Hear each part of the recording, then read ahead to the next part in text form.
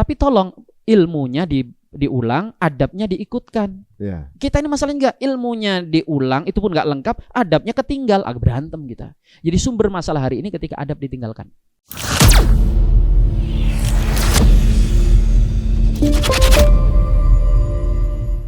Tapi sebenarnya gimana sih Rasulullah SAW misalnya menemukan sesuatu yang berbeda gitu ya? Beliau adabnya seperti apa dalam menegur? Rasulullah SAW itu adalah orang yang paling menjunjung tinggi etika, adab dan sebagainya. Dan bahkan beliau kan kalau bicara agama, orang yang paling ngerti agama. Artinya hukum apapun ya pasti beliau tahu, yang ditahu sahabat tahu. Tapi itu pun beliau selalu masih menggunakan satu diksi yang bertanya dulu. Misalnya ada sahabat yang tiba-tiba ba'da subuh sholat sunnah. Kita tahu ba'da subuh kan nggak ada sholat sunnah kan. Ba'da subuh itu termasuk yang dilarang sholatnya. Itu Nabi nggak mengatakan, dasar kamu bikin bid'ah, kamu kayak gini apa? Kamu bikin malu aja kan? Nggak begitu. Nabi apa yang dilakukan? Kenapa kalian sholat 2 rakaat, sedangkan subuh kenapa kalian sholat padahal subuh itu ada 2 rakaat? Nabi itu husnudon, jangan-jangan orang ini mengganti sholatnya. Karena memang kalau pada subuh dilarang. Jadi Nabi masih bertanya, siapa tahu dia ini ngulang sholat atau mungkin menganggap kalau subuh boleh 4 rakaat. Barulah orang ini memberikan penjelasan. Ya Rasul, kami itu tadi nggak sempat sholat qobliyah. Qobliyah. Maka kami mengkodoknya setelah kami selesai sholat subuh. Jadi orang ini biasa qobliyah subuh itu kan. Nah dia mungkin kesiangan nggak sempat. Dia anggap boleh dikodok setelah ba'da subuh. Rasul mendiamkan. Lihat, Nabi melihat kesalahan yang seperti itu beliau lurus. Beliau tidak mengatakan, wah nggak begitu, coba nanya dulu lah ke saya, yang tahu ilmu kan saya. Tapi dari itu kemudian jadi hukum. Akhirnya terjadi perbedaan pendapat. Yang perbedaan itu menjadi luas dalam agama. Bolehkah sholat sunnah itu dikodok? Boleh, gara-gara kasus tadi itu. Gara-gara seperti itu banyak kita akan temukan Rasulullah SAW itu melihat adanya kesalahan para sahabat dalam tanda kutip atau sesuatu yang dianggap nggak normal, Rasul nanya dulu kenapa Anda melakukan ini. Setelah dapat penjelasan, ya sudah, Rasul kadang biarkan aja selama itu bukan perkara haram. Banyak sekali Rasul mendiamkan perkara, misalnya ada sahabat yang setiap sholat selesai baca Al-Fatihah, dia baca surah Al-Ikhlas. Terus dilakukan itu kan jelas sesuatu yang tidak dilakukan oleh Nabi. Nabi nggak langsung mengatakan, tolong jangan bikin bid'ah ya, neraka nanti. Tapi sama Nabi dipanggil, ditanya kenapa Anda melakukan itu. Apa katanya? Ya Rasul, saya menyukai surah Al-Ikhlas. Gitu. Maka Nabi mengatakan kecintaanmu kepada surah itu akan menuntunmu ke dalam surga. Ya. Ini kan dalam tanda kutip bid'ah itu kan, bid'ah yang dilakukan oleh sahabat ini. Oleh Nabi tidak disalahkan. Sedangkan kita hari ini kita mana yang lebih utama? Apakah menambah Al-Ikhlas? Enggak, tetap mengikuti contoh Nabi, tapi tidak menyalahkan perilaku yang mau mengikuti sahabat tersebut. Kalau kita lihat etika Nabi, Masya Allah, luar biasa. Nah, Rasul juga sampai pilihan kalimat itu, Nabi kalau memuji biasanya akan menyebut nama dengan terang. Nyebut Ibnu Abbas, dia melakukan begini. Bahkan Nabi itu memberikan julukan-julukan yang bagus kepada sahabat Nabi. Nabi itu sahabat Nabi ada yang gelarnya As-Siddiq. As-Siddiq siapa? Abu Bakar. Al-Faruq, pembeda Sayyidina Umar. Nanti ada yang digelari Turjamul Quran. Sahabat itu keren-keren gelarnya. Pedangnya Allah, Sayyidina Khalid bin Walid. Nanti ada Turjamul Quran Ibnu Abbas. Gak ada yang digelari kampret, itu gak ada. Gak ada gelaran jelek-jelek itu kan. Suka makan, itu gak ada. Mau makan padahal kan anu. Nah, Nabi kalau memuji disebut namanya, tapi nanti kalau Nabi mengkritik, Nabi biasanya nggak akan nyebut namanya. Biasanya beliau akan kenapa orang itu begitu, gitu. Padahal beliau tahu yang melakukan itu misalnya si fulan sahabat Nabi. Itu satu hal yang mungkin luput dari kita. Jadi Nabi itu jarang sekali menyebut nama orang. Kenapa kaum itu begitu? Nanti Nabi setelah dapat penjelasan, kalau benar Rasul diam, kalau salah maka beliau akan menyampaikan koreksinya. Nah, sedangkan kita hari ini kan nggak begitu, langsung dor dah.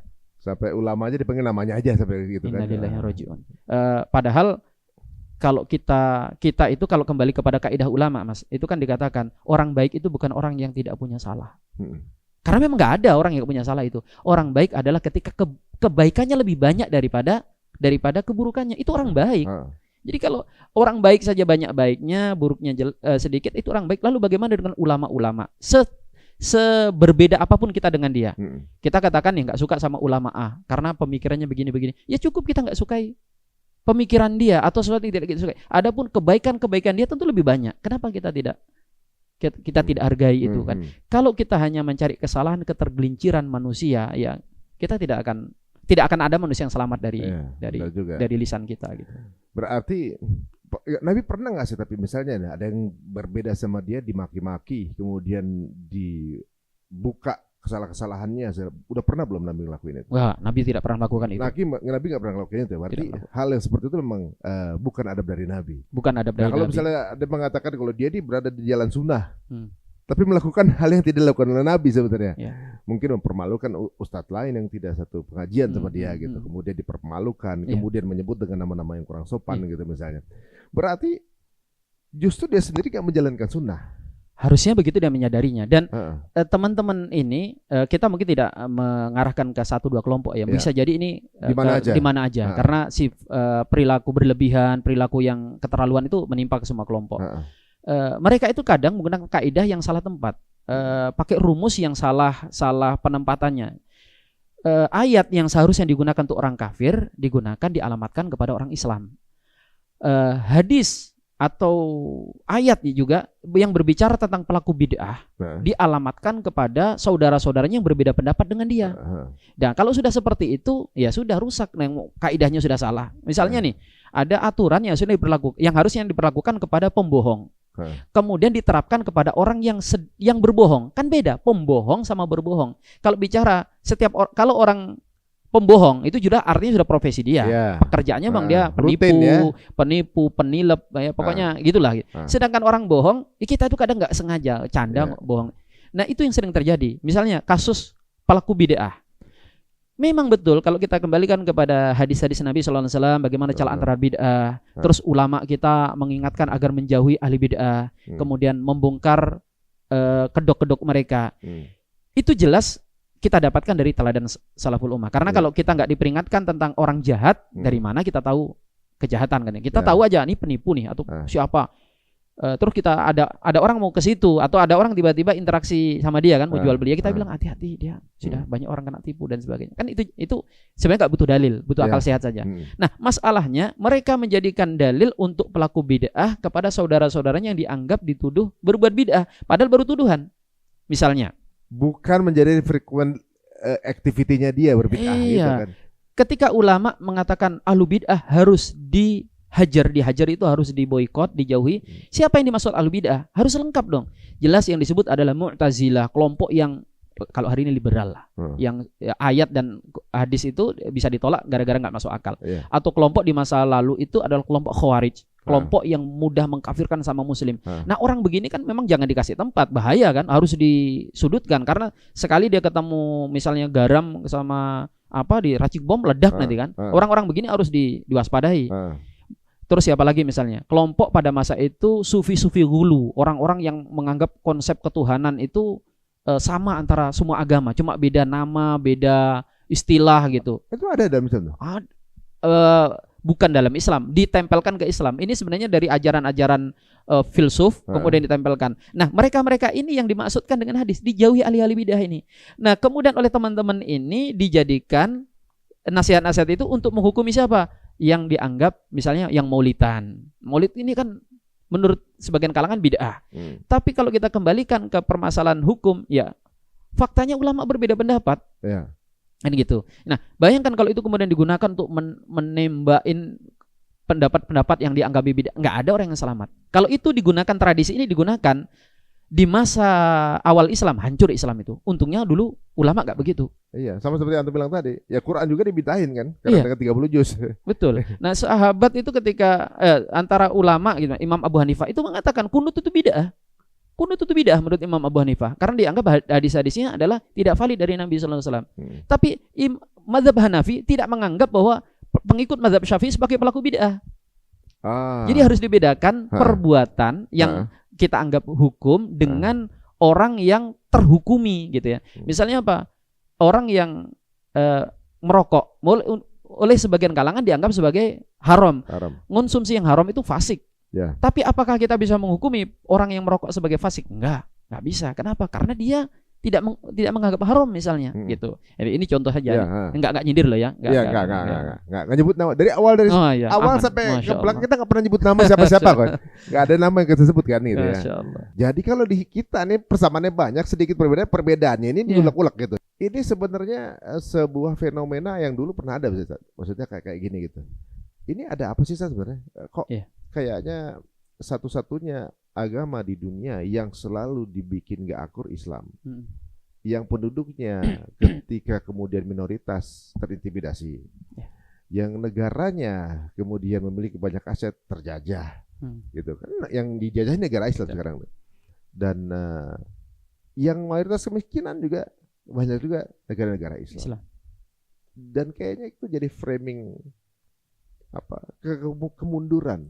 Kalau kita paham Al-Quran ini sumber ilmu kan mestinya kita ini justru punya marwah yang terbesar semestinya kan. Gini Mas Ari, bahwa Islam ini kan punya segala-galanya. Kita punya sumber yang jelas, yang itu tidak dimiliki oleh ajaran manapun, apalagi agama. Kita punya, kalau bicara contoh, kalau cuma konsep, orang semua bisa bikin konsep. Konsepnya bagus, contoh pelaksananya bagaimana? Kita punya Nabi Muhammad. Wah, itu kan Nabi yang sempurna. Kita punya para sahabat, kita punya para ulama-ulama yang bukan cuma omdo kan. Ulama itu ya diulamakan karena ilmunya dan amalnya gitu ya. Apa yang kurang dari Islam? Bicara tentang contoh individu, kita nggak kekurangan. Contoh di masyarakat, bahkan kalau bicara tentang contoh peradaban, kita hanya orang buta yang tidak tahu bagaimana gilang gemilangnya peradaban Islam. Sepanjang sejarah Islam itu pernah menaungi bumi, membangun peradaban yang sampai detik ini belum ada peradaban yang bisa seperti itu. Jadi di belahan bumi manapun itu belum ada yang menyamai peradaban Islam di masa itu, diakui oleh Muslim maupun non Muslim. Hanya orang yang buta terhadap sejarah yang mengatakan Islam nggak punya peradaban yang indah itu. Nah, semua itu dibangun oleh satu umat yang berawal dari umat jahiliyah. Bisa antum bayangkan gitu. Orang Arab pada masa itu adalah satu komunitas yang terpinggirkan, tinggal di gurun pasir, jauh dari peradaban. Persia Romawi kala itu mereka sedang rebutan pengaruh, terlibat dalam hampir 1000 perang besar dalam kurun waktu 800 tahun dan tidak ada yang bisa mengalahkan satu sama lain. Tiba-tiba muncul nih masyarakat ini, berkembang dengan sangat pesat, dan dalam waktu kurang dari 50 tahun, 2 peradaban ini mereka bisa tundukkan. Dan kemudian mereka menyebar dengan berbagai macam kemajuan yang luar biasa, dengan ilmu pengetahuannya dan sebagainya. Itu buah dari apa? Buah daripada ilmu, buah daripada pengamalan terhadap inti ajaran Islam, yaitu ilmu kan. Nah, ulama mengatakan bahwa bangsa Arab lah kita bicara. Kalau hari ini kita lihat kan kok pecah belah perang terus kenapa? Karena memang tabiatnya masyarakat Arab itu begitu. Mereka itu tidak akan mungkin bisa disatukan dengan kesukuan, dengan kebangsaan, dengan nasionalisme. Yang bisa menyatukan mereka Islam. Dan kekuatan umat Islam itu memang persatuan. Itu yang mereka takutkan. Siapa mereka ini? Ya pihak-pihak yang tidak menginginkan Islam kembali jaya kan. Maka dibuatlah bagaimana di skala politik, di skala ekonomi, termasuk di skala pemahaman, agar umat Islam ini terus bertikai satu sama lain. Nah itu. Nah mereka ini, teman-teman kita ini nggak nyadar kalau mereka masuk ke dalam bagian permainan itu. Iya. Jadi mereka seakan-akan mengatasnamakan sunnah, mengatasnamakan misalnya bukan cuma sunnah ya, supaya nggak ada yang baper, apalagi misalnya mengatasnamakan ajaran aswajah katakan gitu atau apa. Padahal mereka yang mereka lakukan adalah mendukung program-program orang di luar Islam untuk menghancurkan Islam itu tadi. Mereka selalu menggunakan misalnya apa yang kelihatan benar, bersatu sih bersatu, tapi kalau akidahnya nggak benar bagaimana? Bersatu harus di atas Quran dan Sunnah. Sekarang kita tanyakan, Quran dan Sunnah yang mana yang Anda maksudkan, yang Anda sama itu? Tunjukkan di generasi kapan, di zaman mana, di tempat mana ada umat Islam bersatu dengan hanya satu pemahaman. Gak ada. Mereka sudah terbiasa dengan perbedaan itu. Di kurun sahabat ada madhabnya ada Abu Hurairah, ada yang ngikuti nanti Abdullah bin Mas'ud yang ada di Irak, ada yang ngikuti Abdullah bin Umar di Mekah, ada yang cenderung ngikuti Abdullah bin Umar di Madinah. Itu biasa. Sepeninggal itu ada madhab fikih, dan madhab itu bukan 4 dulu ada belasan kan. Semuanya kemudian berfusi atau mungkin punah dan sebagainya. Jadi yang Anda katakan bersatu di atas Quran dan Sunnah, yang Anda inginkan hanya satu model, itu tidak pernah ada. Yang ada adalah persatuan di atas perbedaan. Loh, kalau beda dibolehin gimana? Kan nanti kalau kafir gabung, ya kan jelas perbedaan itu ada yang boleh, ada yang tidak boleh. Kita itu jelas lah, kita nggak mungkin nggak memahami itu. Nah sekarang Anda mengajak kepada pemahaman kepada Quran dan Sunnah sesuai pemahaman Anda. Nggak usah Anda nunjukkan ke sejarah yang mungkin nggak akan mungkin, atau tunjukkan Anda sesama teman Anda saja. Kan gitu kan, kelompok yang merasa bahwa kami sesama mereka saling tikai. Pada ujung-ujungnya kan gitu kan. Akhirnya nggak usah gitulah, nggak usah kita sebut kelompok tertentu. Di NU misalnya ya, akhirnya ketika merasa wah ini yang paling benar, antara NU juga ada perbedaan. di tubuh Muhammadiyah, di Muhammadiyah sendiri pun ada perbedaan, ada faksi-faksi dan sebagainya. Sehingga memang berarti nggak seperti itu yang diinginkan oleh syariat. Yang diinginkan oleh syariat adalah kita diikat oleh persamaan pokok-pokok agama. Adapun masalah khilafiyah, masalah perbedaan, nggak mungkin bisa kita satukan. Orang secerdas Imam Syafi'i saja, itu Imam Syafi'i sama Imam Malik, Imam Abu Hanifah, Imam Ahmad, itu masih ada hubungan guru sama murid. Orangnya soleh, pinter-pinter, dan nggak punya kepentingan, nggak punya isme-isme. Itu saja sepakat untuk tidak sepakat, kan gitu ya? Sepakat untuk iya kan, sepakat untuk berbeda akhirnya mereka kan. Saling menghormati ya. Terus kita yang sama Imam Syafi'i jauh, kemudian kesolehan kita juga dipertanyakan, kita juga banyak kepentingan hari ini, ya kan, mungkin kepentingan isme-isme yang lain, materialisme atau apa. Kemudian sok mau menyelesaikan masalah itu aja kita sudah nggak masuk akal, nggak bisa. Kalau masalah kunut aja nggak selesai di masa lalu, gimana kita menyelesaikan hari ini? Nah, masalahnya ketika diangkat lagi, apa yang Anda inginkan? Berarti Anda memang menginginkan bahwa apa? Ribut terus. Gitu. Ribut terus karena ya kalau memang intinya sebuah penjelasan aja sih. Udah selesai. Masalah ini selesai. Udah ini omongan pengulangan aja pengulangan aja. Kalau toh kita mau ndak ulang, asalkan kita bawa adabnya nggak jadi masalah, Mas. Karena sebenarnya agama ini kan ya diulang juga kan. Karena beberapa masalah yang mungkin kita perlu tahu dan sebagainya. Tapi tolong ilmunya diulang, adabnya diikutkan. Kita ini masalahnya enggak, ilmunya diulang itu pun enggak lengkap, adabnya ketinggal, berantem kita. Jadi sumber masalah hari ini ketika adab ditinggalkan. Secara instan soalnya. Secara instan. Makanya kita tahu, Mas, bahwa ilmu agama itu unik. Ilmu itu bukan cuma sekedar knowledge kan, bukan sekedar konten. Ilmu agama itu erat kaitannya dengan keberkahan. Maka ketika ilmu itu tidak berkah, yang terjadi seperti hari ini. Coba logika sederhana saja. Zaman dulu itu orang mau cari satu hadis itu bisa jalan sekian hari, sekian minggu loh untuk ketemu satu hadis, Mas. Ulama ada yang berjalan dari Madinah ke Syam hanya untuk mengkonfirmasi satu hadis. Ada yang jalan dari Syam dia ke Irak hanya untuk satu hadis. Itu Syam Irak itu ribuan kilometer. Ulama zaman dulu juga untuk mengakses buku nggak seperti hari ini kan, susah sekali. Tapi kenapa ulama zaman dahulu banyak? Ulama dulu itu banyak sekali. Bahkan yang bukan ulama itu kalau ukuran hari ini jadi ulama. Tingkat intelijensianya. Iya, orang dulu anak kecil itu rata-rata hafal Quran. Kalau hari ini ustadz aja kadang nggak hafal Quran. Banyak. Nggak usah nyerahkan diri. Saya nggak nyebut Anda ustadz. Kan gitu kan? Loh, dulu itu syarat jadi Imam Ahmad ditanya apa syarat jadi mufti? Mufti itu adalah ulama yang ngajarkan ilmu dan boleh merumuskan hukum. Boleh nggak kalau orang hafal 100 hadis, kata Imam. Orang ini menanya, kata Imam, kalau 100 janganlah. Kalau 200 ribu. Ini 200 ribu hadis, bukan 100 tadi. Cara alat 100 ribu. 100 ribu hadis gimana? Jangan, belum boleh. 200 ribu mungkin. Kalau 300 ribu, oke. Kalau menurut saya 500 ribu orang baru aman dalam berfatwa. Sekarang cari ada ulama yang hafal 500 ribu hadis. 100 ribu aja sulit kan? 100 ribu jangan, 1000 aja lah. Ustadz yang di depan dites mungkin 100 hadis macet. Harus lihat catatan.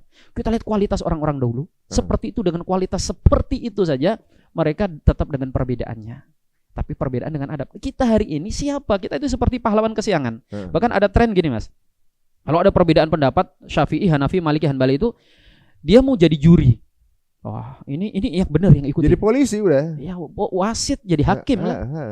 Jadi kalau kan logikanya orang itu kalau mau jadi wasit atau jadi juri minimal selevel atau lebih tinggi daripada pesertanya kan. Gak mungkin juri itu minimal ya selevel atau lebih tinggi.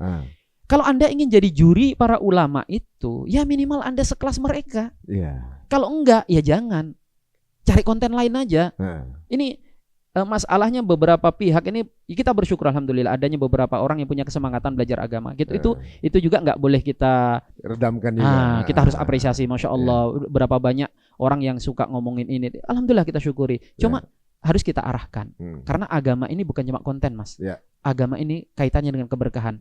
Kalau bukan keberkahan, coba kita hari ini untuk dapat satu hadis butuh berapa hari? Hadis kan tinggal itu aja, googling aja. Saralat, nggak perlu satu hadis, bahkan satu kitab hadis, bahkan mungkin 10 kitab hadis, cukup mainkan jempol, udah dapat. Tapi ulama hari ini makhluk langka. Ini menunjukkan kalau agama itu bukan cuma sekedar konten. Agama ini erat kaitannya dengan keberkahan.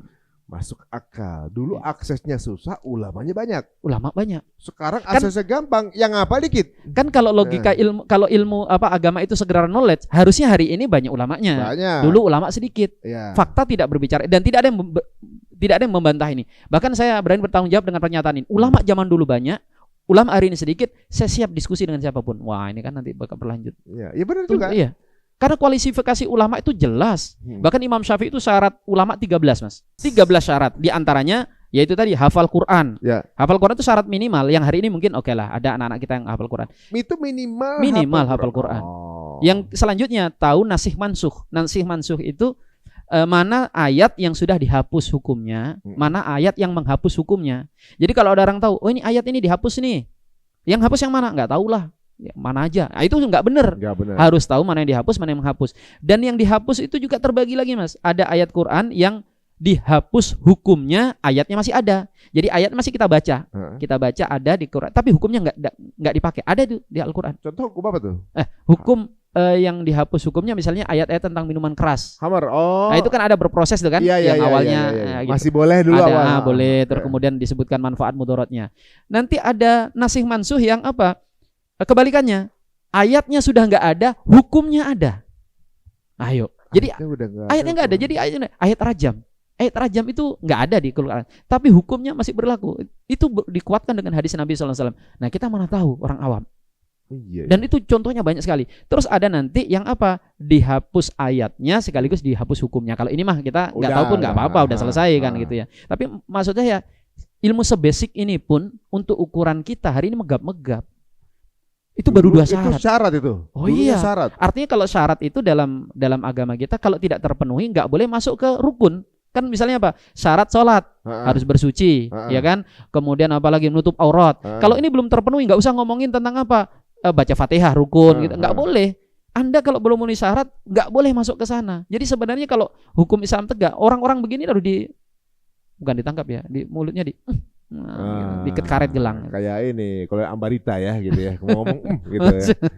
Oh jadi justru sebenarnya ini adalah pagar-pagar di mana kemudian nggak sembarangan orang bisa jadi gitu ya. Betul.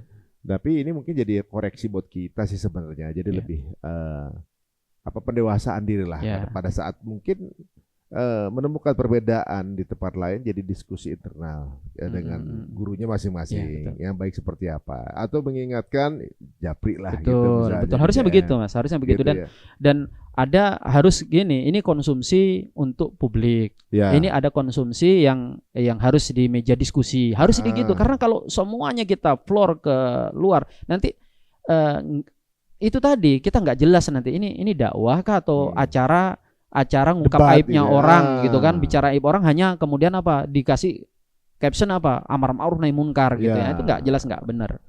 Kadang-kadang dalam perdebatan perbedaan pandangan itu kalau mungkin secara argumentasi nggak bergerak larinya kan ke personal. Iya, personal itu udah ya beda lagi nanti dosanya kan gitu. Jadi pembunuhan karakter, kemudian menyerang secara personal yang sebenarnya kan tadi antum bilang bahwa yang bukan orangnya kan. Harusnya. Dan itu indah sekali Mas kalau berjalan. Bukan masalah kita ngoreksi. Enak kalau kita tuh saling koreksi, kita karya literasi kan jadinya. Tapi indah orang menyimak misalnya gini.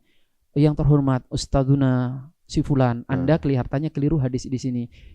Dan itu kekeliruan yang biasa. Yang benar adalah ini. Kan kita Masya Allah gitu kan.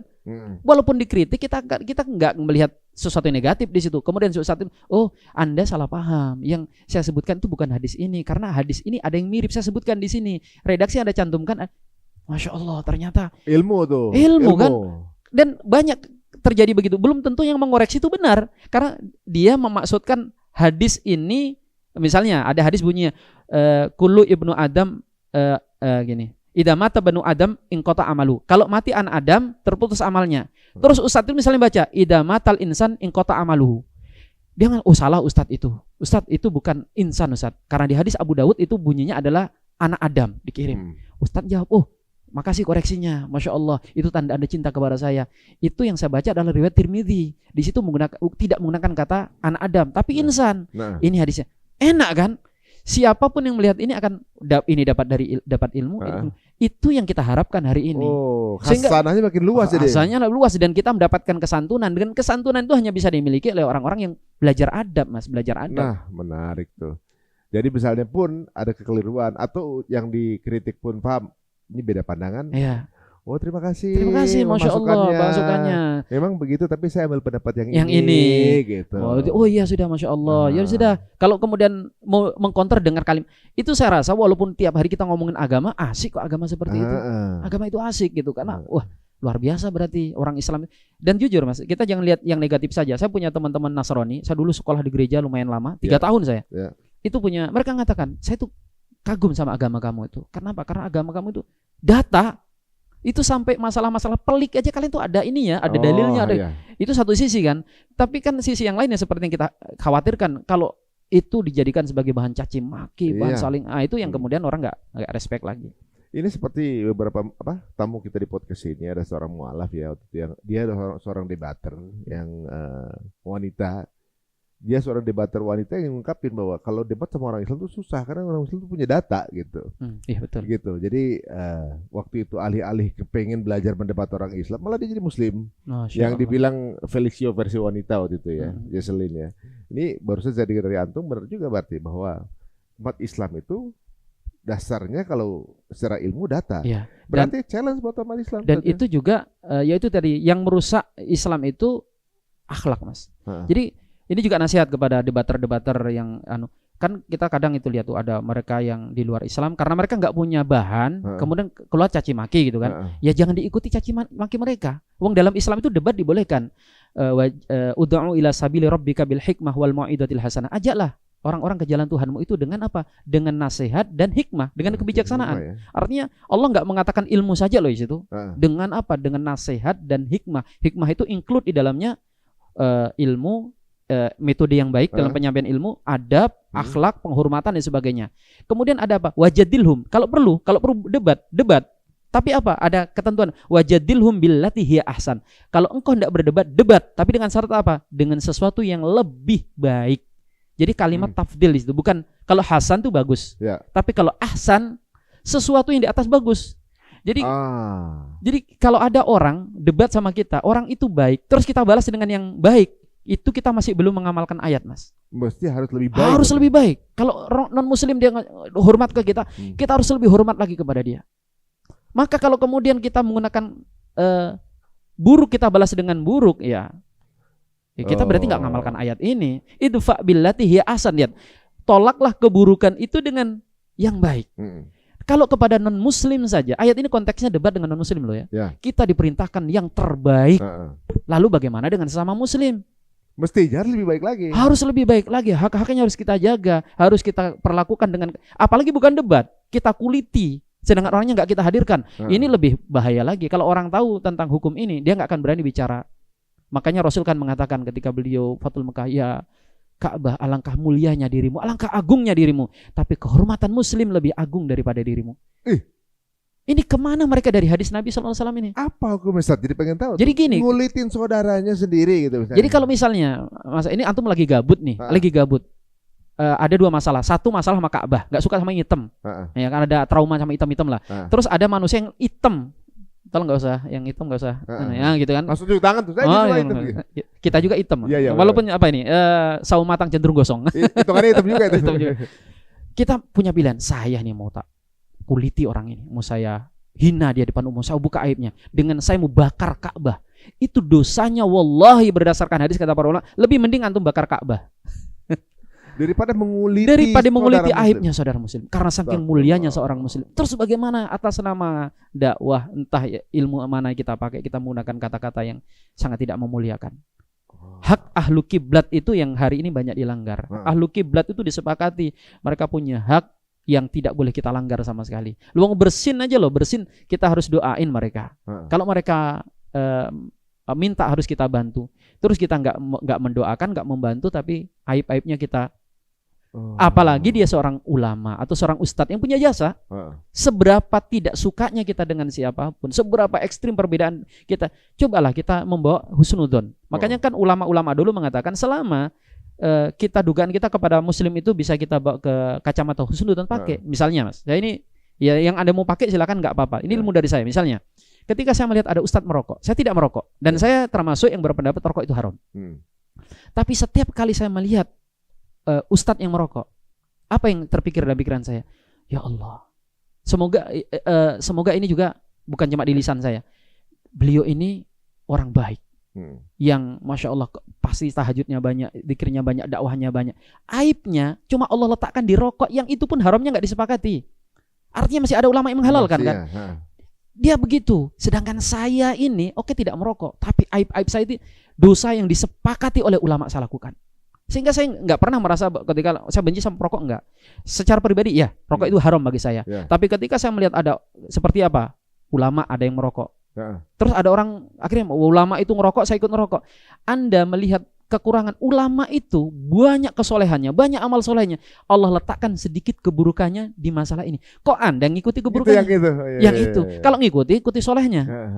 Nah, itu kan jalan yang hendaknya kita tempuh dalam segala hal. Selama masih bisa pakai kacamata husnudzon, ya kita pakai.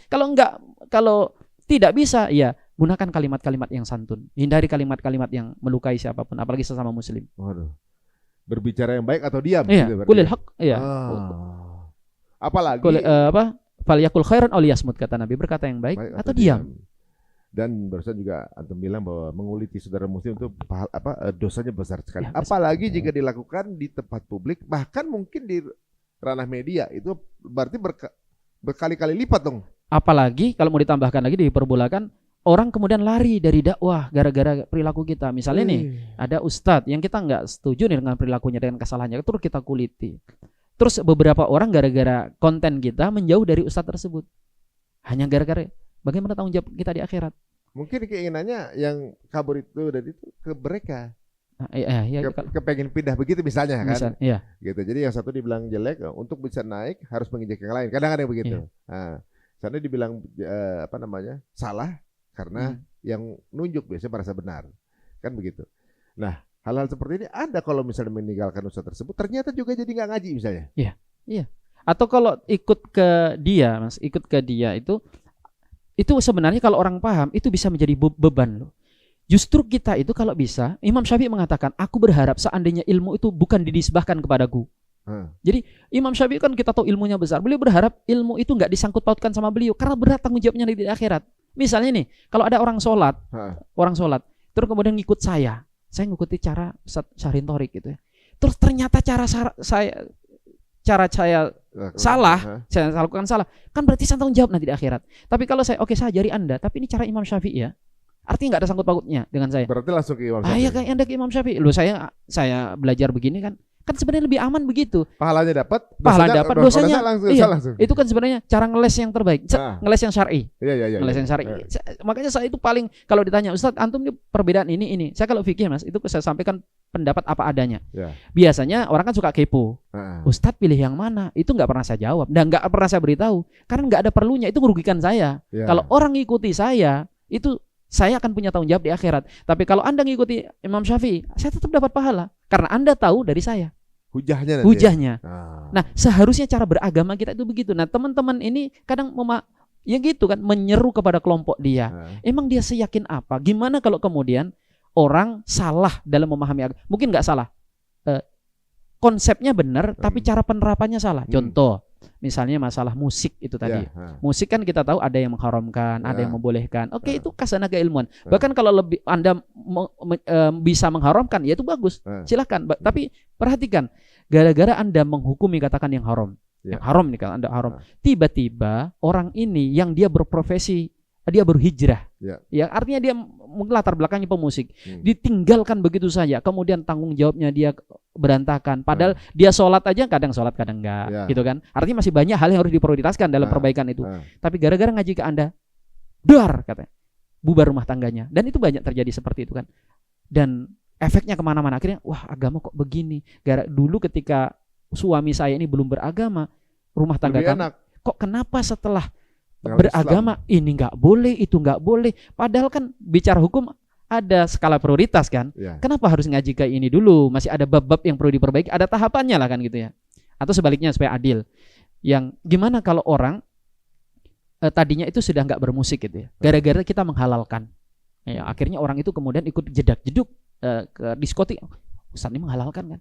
Itu kan kita, tanggung jawab kita di akhirat. Ya. Ngapain kita menyeru ke kita? Kalau orang itu menyerunya kepada ulama, selain kita akan menyatukan, kita juga akan selamat dari kepentingan. Yang menyebabkan kita itu tadi itu kan kalimat kita tajam. Ya karena itu tadi ada kepentingan di situ, kepentingan. Ya benar. Dan kepentingan itu ya ada kepentingan murni dia, ada juga yang titipan kan gitu ya. Dan ini yang menjadi musuh-musuh Islam itu kadang ketika memanfaatkan kita nggak perlu tahu kalau kita dimanfaatin. Yang penting ada kerja untuk kita aja. Ya gitu kan. Yahudi misalnya punya program begini gitu. Dia di jalan. Nanti ini. Ini bahaya. Itu bisa dia. Ganti Wahyudi. Wahyudi ya. Janganlah Pak Wahyudi nanti keberatan. Banyak juga yang udah itu banyak protes juga. Tapi memang berarti sebenarnya ini berasal dari kedewasaan juga sih sebenarnya. Ya, dengan banyak-banyaknya referensi. Mungkin orang bilang mainnya kurang jauh gitu. Berarti maksudnya mainnya kurang jauh itu berarti lebih banyak referensi akan mengetahui sebenarnya sudut pandang berbeda-beda. Kemudian jadi punya empati gitu ya. Dan juga mengetahui bahwa setiap orang ternyata punya dasar ya. Ya betul. Gitu. Dan terlepas nanti dasarnya menurut kita lemah atau kuat, tapi kan jelas paling tidak kita sudah tahu yang tadinya kita tuduh orang tidak berdasar gitu. Oh ternyata ada dasarnya. Itu ada kalimat kok dari Said Maliki mengatakan seseorang yang sudah banyak mengetahui perbedaan, artinya orang itu semakin luas ilmunya, akan sedikit pengingkarannya terhadap perkara-perkara khilafiyah. Jadi orang itu semakin banyak baca, semakin banyak ini diketahui, dia akan makin sedikit, makin rileks. Maka pemahaman terbaliknya, mafhum mukhalafahnya atau terbaliknya tadi, orang itu kalau banyak nyalahkan, banyak ngingkari, banyak nganggap wah ini salah dan sebagainya, itu ya menunjukkan bahwa dia masih harus belajar banyak gitu. Oh, jadi justru dengan banyak belajar lebih fleksibel, lebih paham gitu ya, lebih rileks gitu. Betul. Itu ya. Ya kadang-kadang kita ngerasa bahwa yang dinilai itu amal orang sih ya, jadi kita menghakimi orang kadang-kadang. Padahal Allah cuma yang dicek itu padahal amal kita sendiri saja. Betul. Kalau para ulama, kunna nata'allamu li anfusina. Kita itu belajar itu harusnya prioritas ke diri sendiri. Harusnya orang yang baru hijrah itu ya fokus ke dirinya, Mas. Ya kita koreksi diri dulu. Diri sendiri. Kalau kita kan enggak, termasuk mungkin yang sedang berbicara. Kita ini aja lah enggak sadar, begitu dengar ceramah gitu kan, ceramah tentang apa? Ancaman medit, ancaman pelit. Itu kita langsung ingat teman yang kemarin kita pinjam 100 enggak dikasih. Wah, ini cocok nih. Kalau ceramah ini saya alamatkan. Padahal diri sendiri bisa aja. Padahal diri sendiri juga medit. Atau apa? Wah, ini pemarah. Wah, ingat atasan kita kemarin marah-marah. Cocok ini kalau ini. Padahal kenapa kita nggak anu? Dan ini yang seperti ini secara tidak sadar hari ini sudah menggejala. Orang begitu belajar agama ya ke orang. Dan itu masalahnya dibungkus dengan pembenaran dakwah. Padahal kita tuh nggak ada kewajiban berdakwah loh. Kewajiban kita itu ngamalkan agama kita dulu. Karena kita gimana mau ngajak orang kalau kita sendiri aja belum melaksanakannya kan gitu. Atau ilmunya sedikit. Sedikit kan bahaya. Seperti kata Umar bin Abdul Aziz tadi kan. Masya Allah.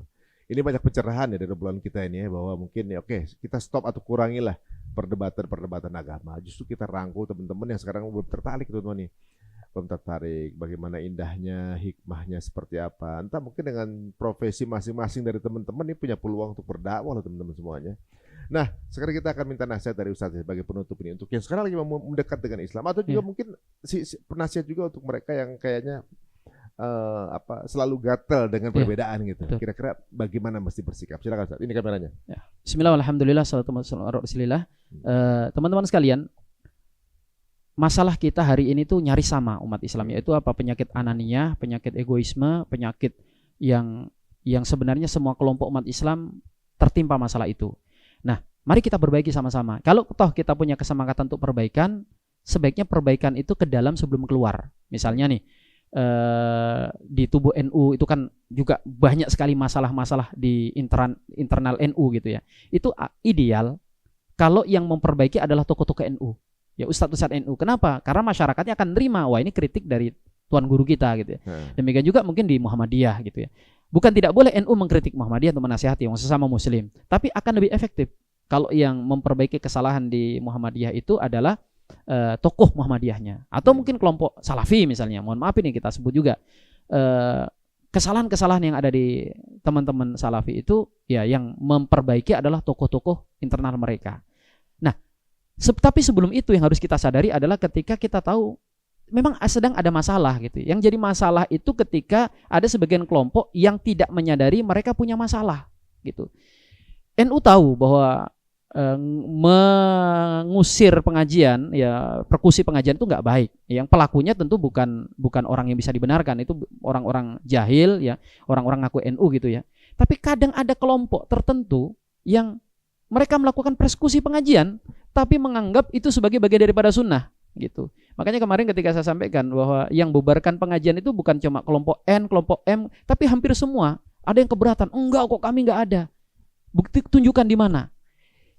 Ini teman-teman sekalian, kalau caranya sebagian kelompok mungkin murahan, bubarin pengajian di tempat gitu kan, langsung ke syuting ketahuan. Ini kadang caranya halus. Begitu dia megang satu masjid, ya, maka ustadz-ustadz lain di cancel. Dan itu saya tadinya mengira hanya terjadi di tempat saya. Saya ketika saya sampaikan, ini fakta ini ada loh. Sebagian kelompok tertentu kalau dia sudah menguasai masjid, majelis taklim, jangan harap itu ustadz-ustadz yang lain bisa masuk di situ. Dan kalau NU tadi mubari pengajian ngakuin kalau salahnya, mereka menganggap itu sebagai bagian menjaga sunnah, menjaga dari syubhat. Kenapa? Karena dianggap ustadz-ustadz yang lain itu membawa syubhat gitu. Kan ini berarti apa? Penyakit yang tak disadari. Saya tadi pikirnya ketika ada orang keberatan itu hanya terjadi di Kalimantan Timur. Saya akhirnya ke Jogja, sama Ustadz, ada pihak tertentu itu kalau kami yang megang masjid minta berbagilah jadwal gitu, dakwah. Tapi kalau sudah mereka di situ, wah jangan harap. Itu bahkan mereka mensyaratkan yang lain di cancel. Begitu saya ke Jakarta ternyata sama. Kemudian di Sumatera sama. Artinya teman-teman sekalian, kita punya masalah yang sama. Dan masalah yang sama ini mari kita selesaikan secara bersama-sama. Ya. Dan siapapun dari kelompok manapun, kita ini bersaudara. Kalau semangatnya adalah memperbaiki saudara kita, maka yang keluar adalah kalimat-kalimat yang santun, kalimat-kalimat yang baik. Dan jangan alergi dengan kritik. Ya, jadi ini juga siapapun yang dikritik dan sebagainya, lihat esensinya. Selama disampaikan dengan kalimat yang sopan, tidak menyerang pribadi, tidak mengungkap aib, terimalah gitu. Sebaliknya kita yang mengkritik, hindari untuk menyerang person. Ingat bahwa membuka aib itu adalah termasuk dosa besar dalam Islam yang itu harus dijauhi. Mungkin ini pesan karena kita hanya mungkin bisa bersatu kalau semangat kita adalah perbaikan, ya bukan hanya sekedar kita menyampaikan dakwah dan kemudian kita nggak peduli apa efeknya, tapi perbaikan itu harus menjadi skala prioritas. Demikian mungkin Mas. Masya Allah, ini daging semua nih obrolan kita teman-teman semuanya. Jadi jelas ya di sini ya bahwa kita mengedepankan adab tentunya juga dalam kemudian mengingatkan saudara kita, dan yuk kita sama-sama mungkin bisa diskusi strategis bagaimana masing-masing di jalan dakwahnya, betul. Di jalan yang berbeda di dakwahnya, apa yang bisa dikolaborasikan gitu. Bagaimana kemudian menyikapi adik-adik kita sekarang ini yang kayaknya makin jauh dengan agama gitu. Atau juga mungkin orang yang sudah KTP-nya Islam tapi belum tahu Islam itu apa. Baca Qurannya sekarang hanya yang mampu bisa baca Quran baru 40%. Ya, kemudian seakan-akan kayak gapnya jauh sekali Mas. Kita itu debat sudah masalah kunut, bid'ah, masalah ini yang rumit-rumit. Begitu kita terjun ke masyarakat, orang kadang anak-anak gitu, rukun iman, rukun Islam nggak tahu. Remaja-remaja, bahkan ada yang nggak sholat, ada yang ngaji aja nggak bisa. Ya, saya pernah bawa itu ada nih cuplikannya, nanti mungkin saya masukin, bahwa saya turun-turunnya ke jalan bawa handphone Quran. Saya, Pak bisa baca nggak? Bisa baca, saya kasih 10.000 kayak gitu kan. Itu alih kelas aja nggak bisa. Wah. Terus bahasan kita sudah tentang segala macam gitu. Takdir tentang kelompok ini, wah ya Allah. Itu alih kelas aja 50.000 gitu ya. Itu mungkin dari 7 orang baru 1 yang bisa. Itu di daerah mana? Papua? Jakarta. Ya, saya pikir tadi Papua salah, Kutub Utara gitu. Repot ya Allah. Ini negara yang ini benar Mas ya? Mayoritas Muslim ini. Ya Allah. Saya bikin ada. Kapan rencana tes lagi? Saya mau nyamar gitu kan. Wah, bisa 2 juta habis gitu ya. Waduh, jazakallah khairan. Sama-sama. Semoga sehat. Jadi mudah-mudahan nanti jangan kapok untuk kembali kita berdiskusi mengenai hal-hal strategis yang mungkin menjadi keresahan umat, atau juga mungkin ada ide dan masukan yang mungkin juga menjadi pencerahan buat teman-teman semua. Karena tentunya juga banyak juga anak-anak muda sekarang ini di sosial media yang justru ada yang mungkin jauh dengan agama, tapi ada juga yang kemudian semangat untuk kemudian berdakwah. Ternyata memang ini kasana ilmu dari guru kita nih, Ustaz Syahrini, ini Masya Allah, nggak kaleng-kaleng. Sampai ke Jakarta ini kita senang banget ya. Jadi bahwa dengan satu pembahasan simpel ternyata banyak hal yang bisa terbuka dan juga terkuak. Ini membuktikan bahwa Islam ini sebenarnya holistik, menyelesaikan berbagai masalah.